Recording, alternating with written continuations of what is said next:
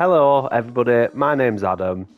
This is quite literally the first ever YouTube video I've created where I've talked over, and I must say it's very nerve-wracking. I'm anxious, I've never done this before, I'm lacking in confidence, so forgive me if I stutter and waffle on a bit. I don't know what I'm talking about. I've just never done this before, and my hat goes off to everybody on YouTube that does this on a daily basis and stuff. It's just like, wow. But anyway, that being said, welcome to my Fortnite tutorial, and I'm going to show you how to implement Call of Duty Zombies style mechanics into Fortnite.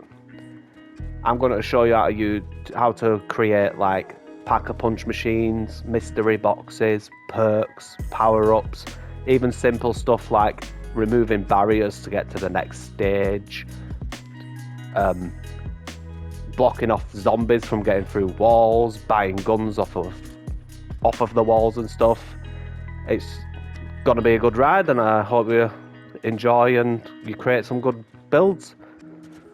Now, as you can see, I've already started designing my level. It's very basic. This is your starter room. You're going to kill some zombies, unlock the next room, and move on.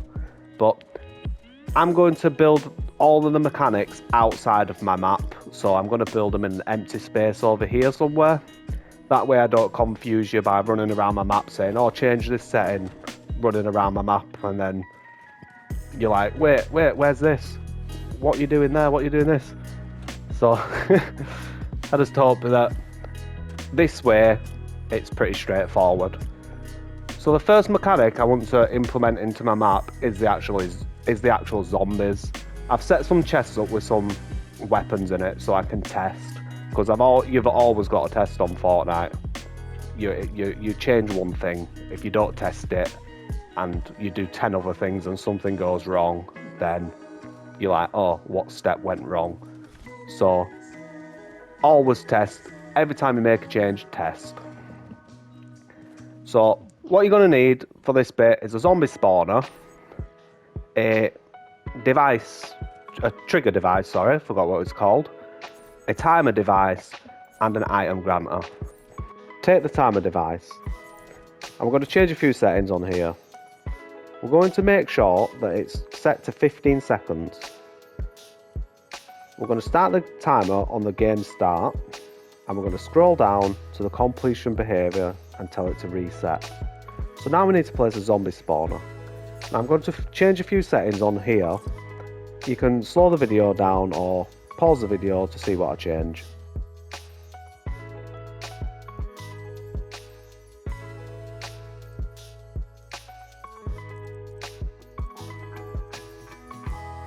Once that's done, we need to take a trigger device. Now I like to name my trigger devices, so the first thing I'm going to do is actually name it. I'm going to call this the round 1 end trigger, because it does exactly what it says it does. When it triggers, it ends the round. In here we're just going to change, right at the bottom, this to 20. The reason I'm putting this to 20 is basically, once 20 zombies have been eliminated, we're going to end the round. So we set that to 20. Now we're going to the functions and tell it to trigger once it receives signal from the creature spawner when a creature is eliminated. Then after that, we go to the events and tell it to disable the creature spawner, to kill any remaining creatures, to reset the timer, and basically that's it. Now that will create an infinite loop, and that's basically a zombie setting. We can take this around as map now, and we can spawn everywhere, and every 15 seconds zombies will spawn. However, I'm going to add different stages of rounds just so I can have different things happening. The easiest way to implement that is to take this device and copy it, rename it to round 2 end trigger. In the settings, we want to change one setting which is enabled at game start, which is off. Once that's done, we can change the number of zombies that we need to kill now. So now I'll do 25.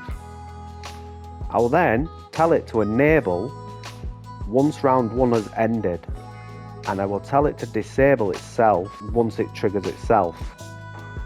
I will then go back to the round 1 settings and make sure that round 1 disables once it triggers. So now this trigger controls round 1 and this trigger controls round 2. So before we continue, I highly suggest that you test. And straight away we have an error. Basically, I didn't tell this to enable itself once the zombies had spawned.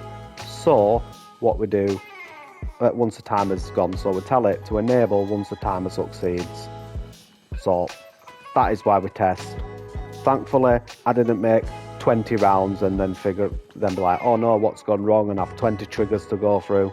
So every step of the way, test, test, test.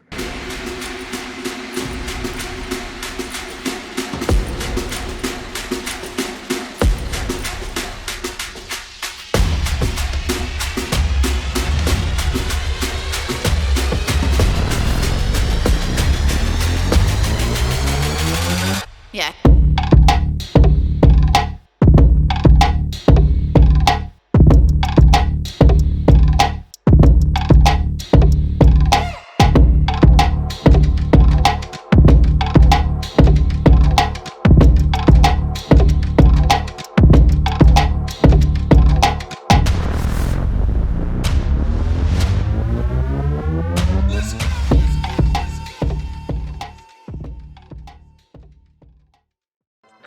So basically, all that worked fine. You may have noticed that once this trigger activated, the timer reset and zombies were infinitely spawning and there was no end condition. That's because we haven't implemented one yet. Because what I want to do right now is use this exact same method that we've been using to get to round 5. And then at round 5, I'm going to tell it not to reset the trigger. Because on round 6, reset the timer, sorry, not the trigger. On round 6, I'm going to introduce a new timer because I want round 6 to be dogs, like wolves, just like Call of Duty. So, you can either pause the video when you need. I'm going to build an extra 3 of these now. So, all I do, copy it, rename, change a few settings. This one enables on the round 2 trigger and I get rid of that one. I then go to this setting, the modified options, and I'll change that to 30. I'll then copy the device, rename, change this to 40. Make sure that enables on the round 3 trigger. Get rid of the round 2. Copy the device. Paste. Rename. Make sure this enables on round 4 end trigger. Get rid of this.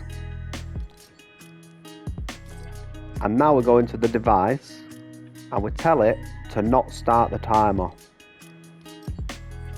So basically, all we need to do now is go into each setting to make sure that these are all set up correctly.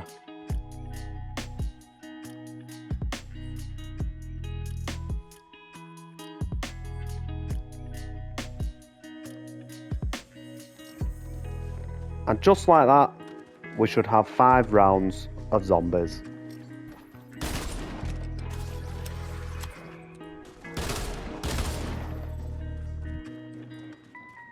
And with that being done, that is complete.